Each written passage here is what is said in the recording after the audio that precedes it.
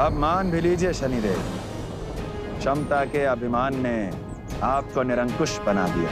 इसका उत्तर हमारा यह अगला प्रहार देगा।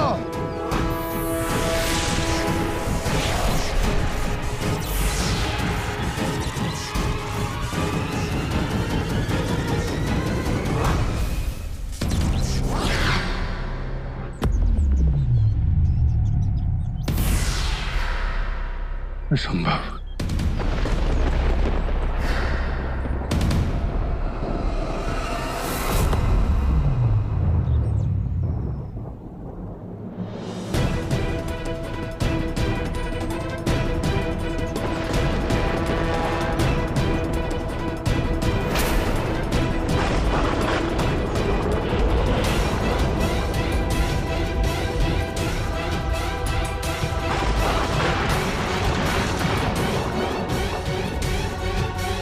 अवश्य इसके पीछे कोई साधारण नहीं, अलौकिक शक्ति है।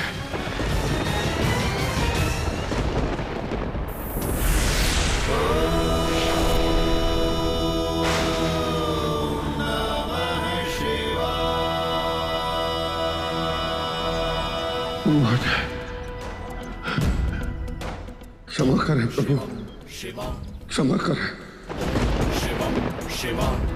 हम अपने अहंकार के मद में इतने चूर हो गए थे कि हम आपको पहचान नहीं पाए प्रभु, पहचान नहीं पाए। यदि आपका यह पश्चाताप वास्तविक है तो आप प्रतिज्ञा कीजिए कि आज के पश्चात आप किसी भी निरपराध व्यक्ति को अपनी वक्र दृष्टि से नहीं देखेंगे और साथ ही असहाय बच्चों और वृद्धों को दया की दृष्टि से देखेंगे। तो वचन देते हैं प्रभु, आज से ऐसा नहीं होगा।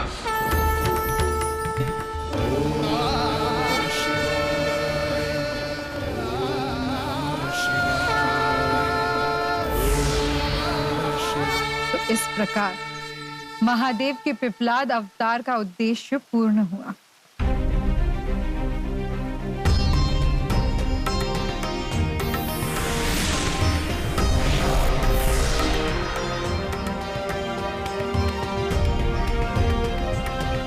महादेव अवतार पिपलाद की जय। शिव स्वरूप बाल मारुति की जय। हर हर महादेव, हर हर महादेव। प्रभु, आपकी इस महालीला का ये विशेष अध्याय अत्यंत ही रोचक और ज्ञानवर्धक है। भविष्य में विष्णु अवतार का सहयोगी बनकर महाबली हनुमान को राम काज में अपना योगदान देना होगा। ये चरण अत्यंत महत्वपूर्ण था देवी। अवतारों, कथाओं और उनसे निहित सीख से हनुमान ने न केवल और ऊर्जा अर्जित की है, अपितु वो अपने ग्यारहमुखी स्वरूप के और भी निकट पहुंच गए हैं। जय हनुमान ज्ञान गुण सागर, जय कपीस तिहुआ को उजागर। मारुति, मारुति, कहाँ रह गए आप? शीघ्र आइए, कथा सुनने का समय आ चुका है। चलिए माता। आप आ भी गए? चलिए, स्नान भोजन इत्यादि कर लीजिए। स्नान तो पाता काली का लिया था, और भोजन मारुति,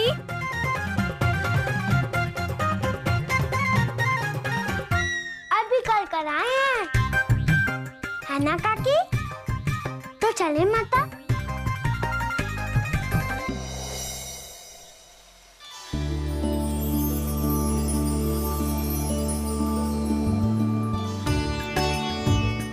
हर हर महादेव। ये कौन सी अवतार की मूर्ति है माता? ये है महादेव के भिक्षु वर्य अवतार, जिनकी कथा हम अभी आपको सुनाने वाले हैं। हमने दान केंद्रित कर लिया है माता, अब हम प्रस्तुत हैं। उचित है। एक बार की बात है, रात्रि का समय था। विदर्भ के राजा सत्यरथ अपनी पत्नी और नवजात शिशु के साथ अपने कक्ष में गहन निद्रा में थे। तभी उनका एक षड्यंत्रकारी मंत्री हुआ करता था जो शत्रुओं से मिला हुआ था। वो उसी समय छुपके से राजा के कक्ष में प्रवेश करता है राजा सत्यरथ की हत्या करने।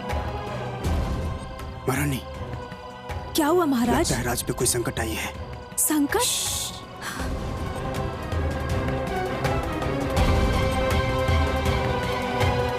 तभी अचानक मंत्री ने राजा को मार दिया। रानी अपने नवजात शिशु को लेकर एक वन में जा छुपी। पूरे वन में छान मारो, आज जिंदा नहीं बचनी चाहिए। जाओ।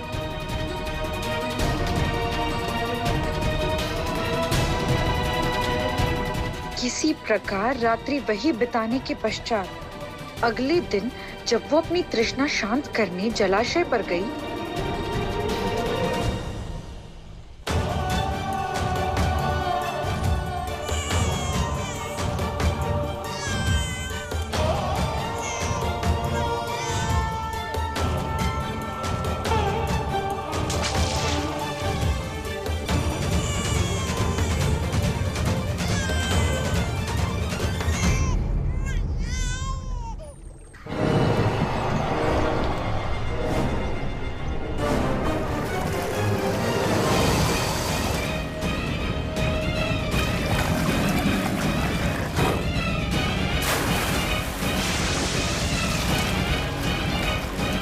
रानी महल से तो बचकर भाग गई थी, परंतु उस भयंकर मगरमच्छ से वो बच नहीं पाई। क्या रानी और शिशु दोनों? नहीं नहीं नहीं नहीं, कहते हैं ना, जिसका कोई नहीं होता उसके महादेव होते हैं। बिल्कुल सही। इसी नवजात शिशु को अपना अधिकार दिलाने के लिए महादेव ने भिक्षुवर्य स्वरूप लिया था।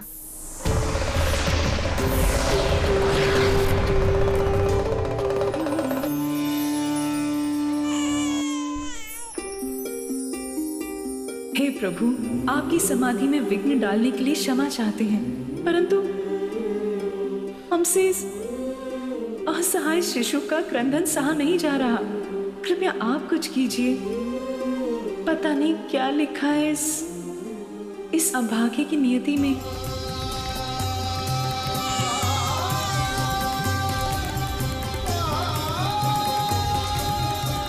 प्रभु कहाँ चले गए? हे देवी,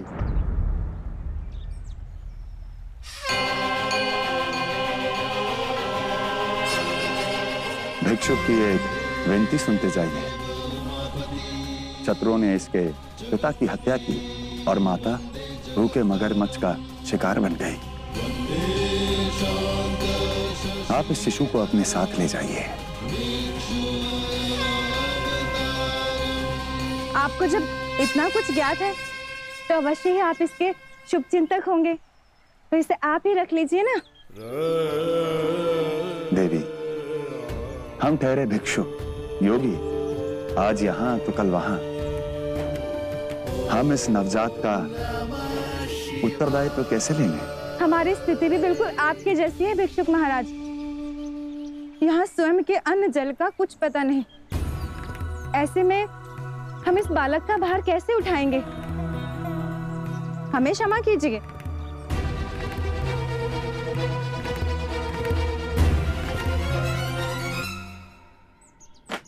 हम यहाँ स्वयं अभाव में जी रहे हैं।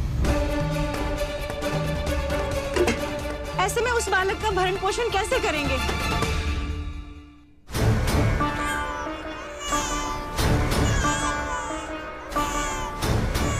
ये स्वर शिशु के रोने का स्वर है। ये तो वही शिशु है जो जंगल में मिला था। लगता है वो भिक्षुक के यहाँ छोड़ के है। भिक्षुक! भिक्षुक! अरे तुम नहीं जानते कि हम इसका भार नहीं उठा सकते? अरे रे! चुप हो जा बेटा, चुप हो जा, चुप हो जा, चुप हो जा, ले ले ले ले, चुप हो जा।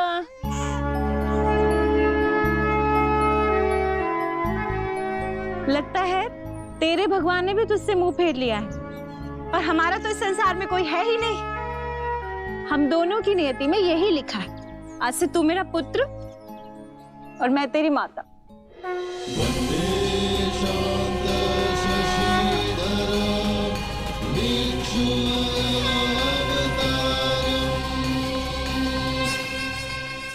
अब वो शिशु अर्थात धर्मदत्त युवा अवस्था में पहुंच चुके थे।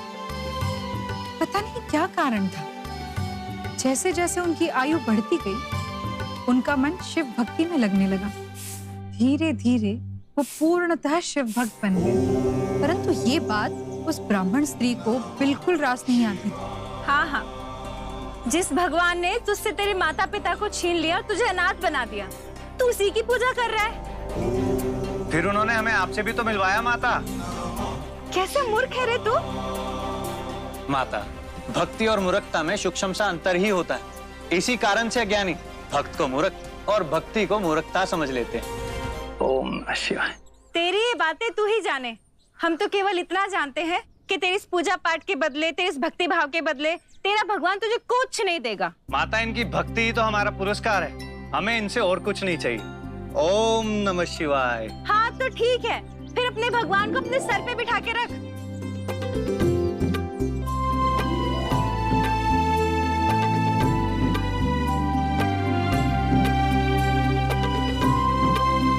ओम नमः शिवाय। ये क्या कर रहा है? माता, हमें आपकी बात से उत्तम विचार आया। हम अपने भगवान की स्थापना के लिए चबूतरा बनवाएंगे और उसी चबूतरे पे शिवलिंग को स्थापित करेंगे। उसके लिए मिट्टी लेने जा रहे हैं। ओम नमः शिवाय। ओम नमः शिवाय। हाँ, यहाँ खुद के सर पर पक्की छत नहीं है और चला अपने भगवान के लिए चबूतरा बनाने।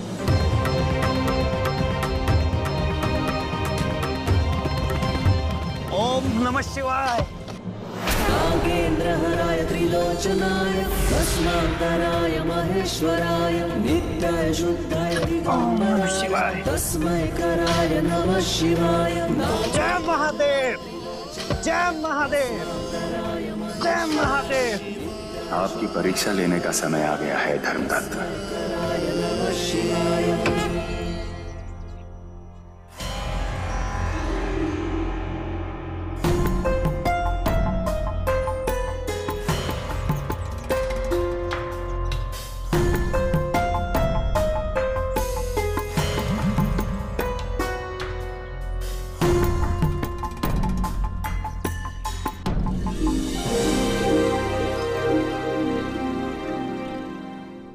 स्वर्ण मुद्राएं।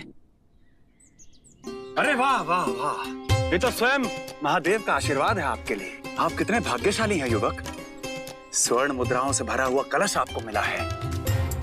अकस्मात ही इतने धनी हो जाएंगे, इसका तो स्वप्न भी नहीं देखा होगा आपने। धनी और हम भिक्षुक महाराज, हम तो केवल यहाँ पर मिट्टी लेने आए थे। हाँ, परंतु आपके भाग्य में ये मिट्टी नहीं, ये स्वर्ण कलश है। आप ही को मिला है, अब आप ही इसके स्वामी हैं। नहीं नहीं भिक्षुक महाराज, ये कलश अवश्य ही हमें मिला है, किंतु यह भूमि हमारे महाराज की है। हम इस धन के अधिकारी नहीं। हम ये कलश ले जाकर अपने महाराज को देंगे। नहीं। हर हर महादेव। परंतु हमारी प्रथम परीक्षा में तो आप उत्तीर्ण हुए धर्मदत्त।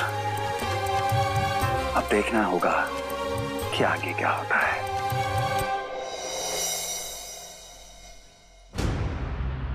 प्रणाम महाराज, आपसे कोई मिलने आए हैं।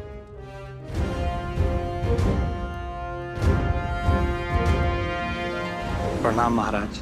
सर्वप्रथम अपना परिचय दीजिए, फिर बताइए ऐसा क्या प्रयोजन है जो हमसे मिलने आप यहाँ तक चले आए। क्षमा करें महाराज, हमारा नाम धर्मदत्त है। हम किंजल गांव के निवासी। महाराज, हमें आपकी भूमि से ये कलश प्राप्त हुआ है, कृपया कर इसे स्वीकार करें।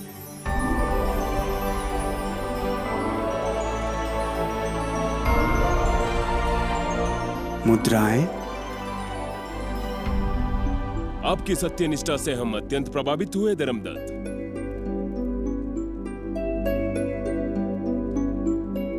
पुरस्कार स्वरूप ये स्वर्ण मुद्राएं स्वीकार कीजिए। क्षमा कीजिए महाराज, अपना कार्य करने के लिए कैसा पुरस्कार।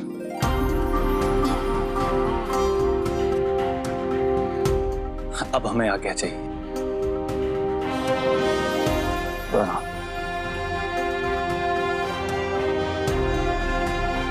आश्चर्य, हमारी प्रजा में ऐसा एक निर्लोभी निष्कपट युवक भी है। ये हमारे लिए गर्व की बात है। धन्य हो धर्मदत्त, आपको हम कभी नहीं भूलेंगे।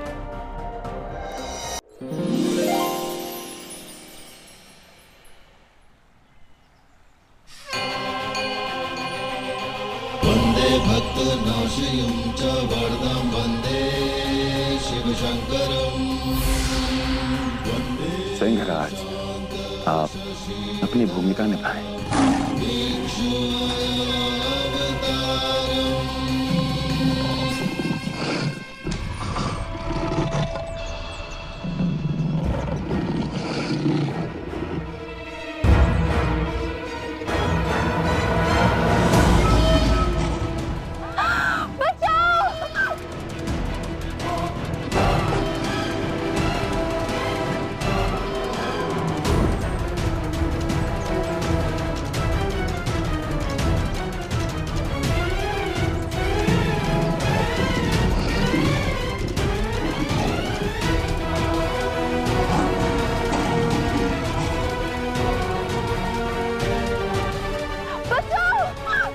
पुत्री, बचाओ मेरी पुत्री को।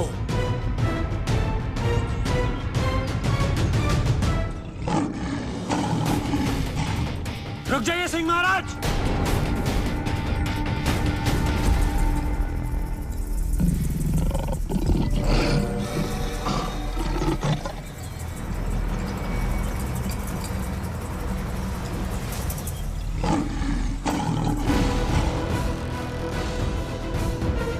आप भयभीत न होइए राजकुमारी, मोरे रहते आपको कुछ नहीं होगा।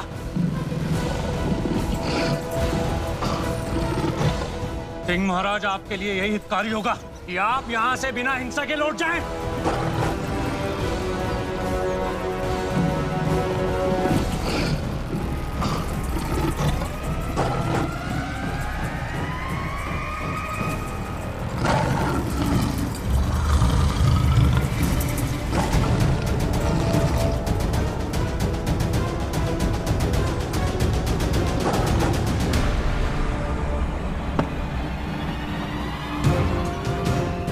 पिताश्री। पुत्री, तुम ठीक तो हो? जी। आश्चर्य। प्रणाम महाराज। पुत्र धर्मदत्त, आपने हमारी पुत्री के प्राण बचाए हैं। हम आपके आभारी हैं। आपके सेवक हैं महाराज। हमारी एक आंतरिक इच्छा है, क्या आप उसे पूर्ण करेंगे? आपकी इच्छा हमारे लिए आगे के समान है। तो फिर हमारी पुत्री को पत्नी रूप में स्वीकार कीजिए।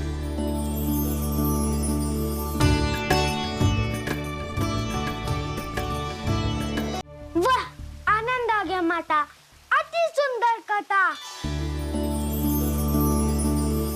और हमें विश्वास है कि इन कथाओं से आपको जो ज्ञान प्राप्त हुआ है वो आपको भविष्य में महानता की ओर ले जाएंगे।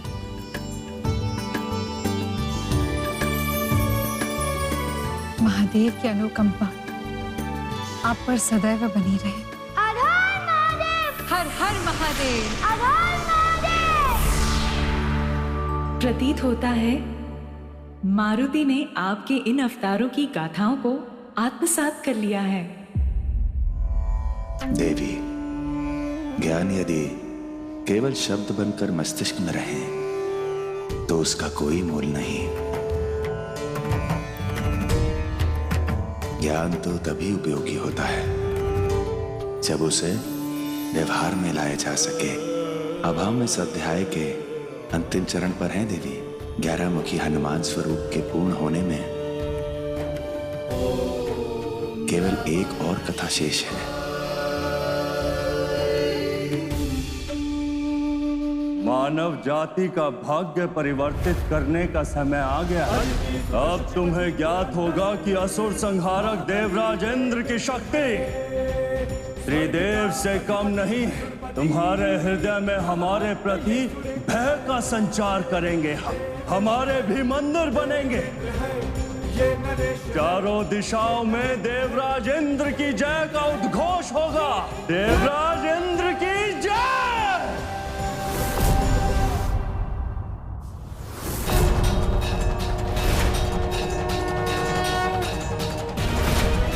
जटाटवी गलज्जल प्रवाह पावितस्थले गले वलम्ब्यलम्बिताम्बुजं नकुण्डमालिकां डमड्डमड्डमड्डमन्निनादवड्डमर्वयं चकार चण्डताण्डवं तनोत्पुनः शिवः शिवम्